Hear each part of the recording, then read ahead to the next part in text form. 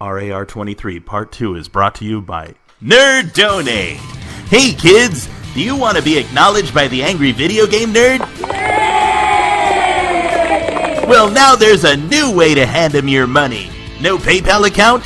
Can't add to this ridiculous sum online? You just want to show people that you care more about some crappy movie being made than you do about, say, starving people in Chile? Well, fuck those poor brown people and their rumbling stomachs. Call Nerd Donate. We're here for you, the insane fanboy with deep pockets and a hard-on for getting noticed by an internet celebrity, even if it means taking your daddy's credit card. Call Nerd Donate and make a $500 donation now and you can talk to the nerd himself. Huh. Hello, money? You get me money? No? But fuck you, diarrhea, dick, fuck.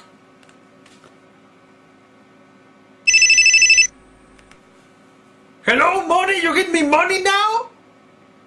Yeah? Well, thanks, money, diarrhea, dick, money. Yeah. Nerd Donate. We know our show hasn't been even remotely watchable since 2008 or so, but we still want to know what pissing your money away feels like. Call now.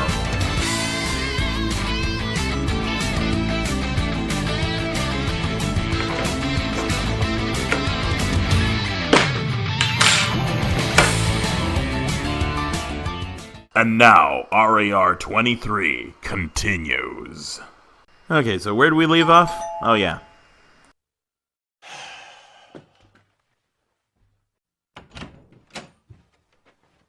What? Yeah, can you tell me where the Halloween party is around here?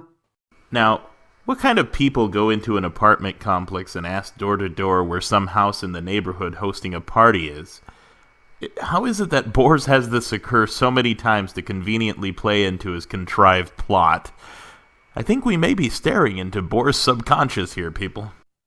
It's down the street. Can't you tell by the loud music and the people laughing and the spotlights beaming up into the sky? Oh yeah, I guess it is a dead giveaway. Yeah, you think? Now, once you've managed to kill all the bosses in the level, you're finally given a key. And this ends up opening the last door in the level. If you don't have this key, you can't enter, and you just end up standing there looking like an asshole. And if you look to your left, you'll see an asshole just standing there. Brace yourselves. He inserts this gem of a joke a few more times later on, in case you forgot to laugh here. Now, each time you encounter one of these bosses, they end up saying some stupid one-liner that makes no sense at all. Ugh, somebody call 911, because I was robbed. The Leaning Tower of Pisa. Pizza? No, Scotty. Pisa. Now, after choosing your stage, a little block guy usually comes out and tells you how to defeat the level. Wait a minute. There's something else written there. What the fuck? Get you a sandwich? Get your own fucking sandwich, asshole! I'm in the middle of a game review here. Yeah, and there's plenty more where those came from. Like this guy tells you not to pick on him, but then starts launching pumpkins at you. Well, if you don't want to be picked on, then don't start throwing shit at me! I mean, what do you expect me to do? Just stand here like an asshole and take it? And if you look to your left again, you'll see another asshole just standing there. You know, there are probably millions of reasons why this joke makes no sense, but here's my top 5. Number 5. It's a kid. Why would a tour guide point something so uninteresting out to his passengers? Number 4. Why did the bus driver say another asshole? Isn't it the same asshole he pointed out before? Why would he do it again? Number 3. What kind of shitty tour guide service drives you straight into hell itself and thinks the most important selling point for their trip is some kid standing still? Number 2. You see the room they're in right here. How did the bus drive into the room, and why didn't we hear the sound of a bus crashing when it drove past them? And the number 1 reason why this joke doesn't work is you actually had to put tour bus on the side of the bus. If you have to explain the joke, Bors, then it clearly isn't funny. And just look at what this guy says. Oh boy, Mark Soup? You know, that's an odd thing for him to say since I don't even see Mark on the fucking screen. Well, do you remember how you showed us that Mark had fused with the monster in the beginning? Right now, they're one and the same, so it makes sense. Now, each enemy in this game has their own unique pattern of trying to kill you, such as alligators, minotaurs, ghosts, skeletons. Yeah, ghosts, skeletons, and minotaurs, all examples of unique patterns of trying to kill you. Christ! Do you ever read your scripts before you... Why am I even asking that? By the way, this part here, let's skip it. It's just more stupid sketch. You have to fight monsters starting in level 1, all the way to level 8. So how is that supposed to be a party? In fact, the only party in the vicinity is the one down the street, and I'm not even invited to it! Oh yeah, I would have forgotten that if you hadn't reminded me, Boars. What? Can you tell me where I can find a Halloween party around these here parts? Get the fuck off my property! What a dick! You own the apartment complex, Boars? And the shit they pull in level 7 really pushes me to my limits. Now this level has 3 bosses total, but you only have to kill 2 of them to obtain your key. If you decide to kill off the 3rd boss just for the hell of it, then your key will disappear. What the shit? All my hard work for nothing. And if you look No, to your no! left, Don't you'll see you an even- idiot who killed all these bosses. That's it! I'm done with Boars! Bring on NC-17. I want to see something of slightly higher quality.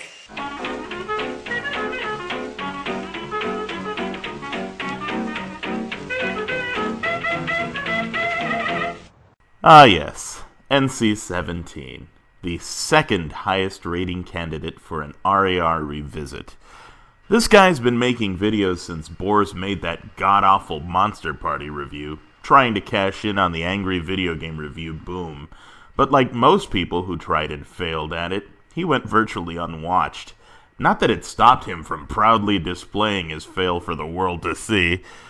This guy's considered one of the frontrunners for inheriting irate gamers' throne, too. He has the same callous disregard for the English language, the same penchant for making up his own silly curse words, the same hokey humor, and I do use the term humor loosely here, and the same problems with censoring dissent. So let's watch yet another one of his reviews and have a ball. Zzz.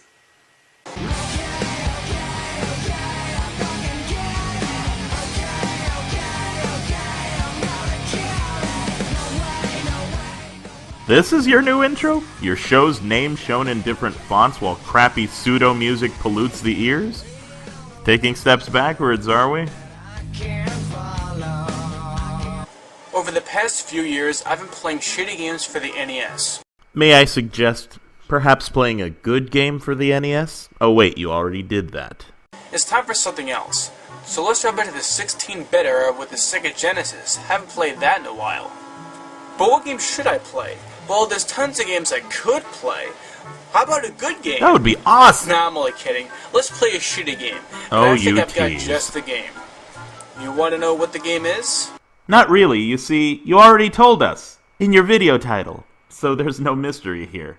This also means when you finally snap out of your pointless pause and do make your big reveal, Balls. it's not going to surprise anyone. That's Meta Humor 101, Kenny. But with a Z at the end instead of an S. Thank you, I'm sure we needed that clarification. Right away, I thought this game would be like the game Snake, Rattle, and Roll, just based off the title alone. Now there's a comment pulled straight out of left field.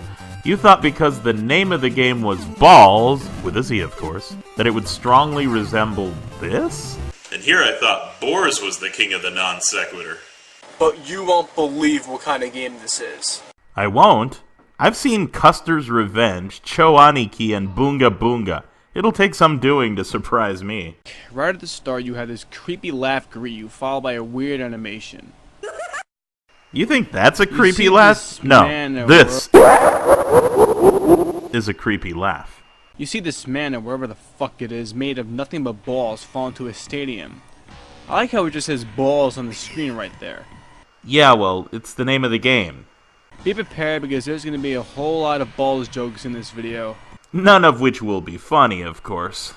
Anyway, apparently this guy is the jester and he's the big bad boss of the game. The goal is to, as he puts it, shatter all his friends. Once you do that, he'll grant you your little wish. Good job, Kenny! You were able to read that big word all by yourself. Here's your gold star. Whatever that means. And then he says, to do that, get ready for this, you have to have balls.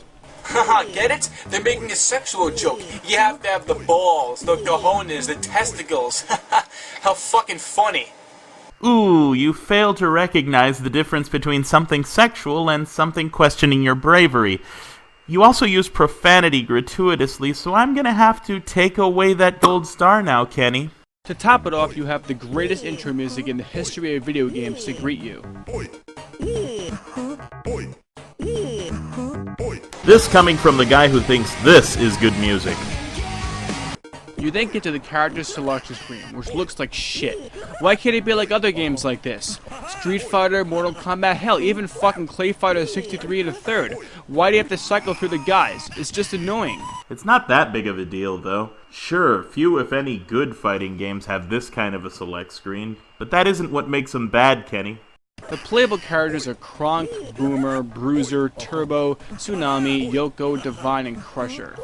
And they all sound like fucking idiots. Just listen to them. I was looking at some of my old videos, and I'll be the first one to admit that they all suck. So I was trying to figure out which one to re-review. Remember to rate, comment, subscribe. Spread the word about NC-17. What the hell kind of a game is this? Why do they sound like they're all high? I don't know, why do you sound like a monkey drowning in peanut butter? If you couldn't figure it out by now, this is a fighting game. Yeah, a fighting game with balls. It begins. Great idea for a video game. I'm gonna pick Turbo. Why? I don't know, for shits and giggles. Well, maybe for shits, but certainly not for giggles. So you certainly aren't going to be impartial with this review, I see. When you get to the battlefield, only then do you realize how god-awful this game is. It's unlike any fighting game you've ever played. I don't know, man. Looks fairly standard to me, with the exception, of course, that the characters fighting are a bunch of spheres put together. I give that originality points. The controls suck donkey ass, and the fact that you're fighting on a moving floor doesn't help. Can you qualify that somehow? You haven't showed us how the controls suck. You seem to be able to play it just fine. And I don't see the floor itself moving here, so... what? Haha, look! The guy made of balls is holding his balls. Classic. Is that why you decided to review this game? So you could justify cracking these stupid balls jokes? There's zero strategy with this game, it's just a button masher. Admittedly, each character has a special move, but other than that, it's all down to who can tap buttons faster. Or who can apply their special move, as you just said. Once you beat your opponent, you get the same drug-induced music from the intro.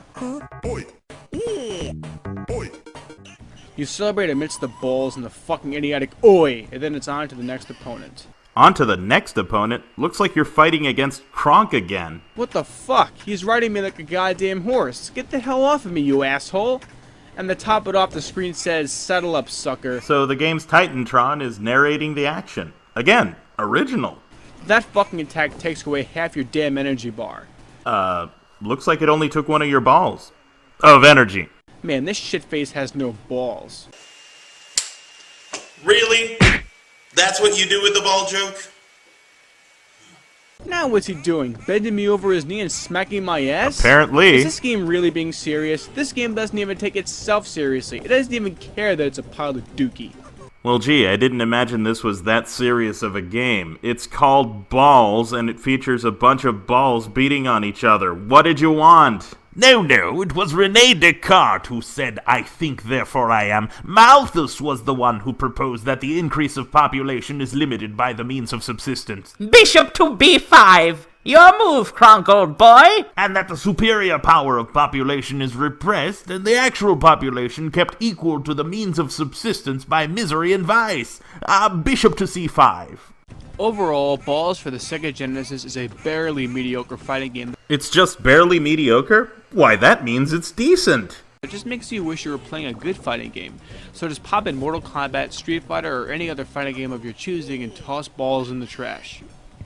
Or maybe even toss balls to the wall. Haha, get it? Balls to the wall?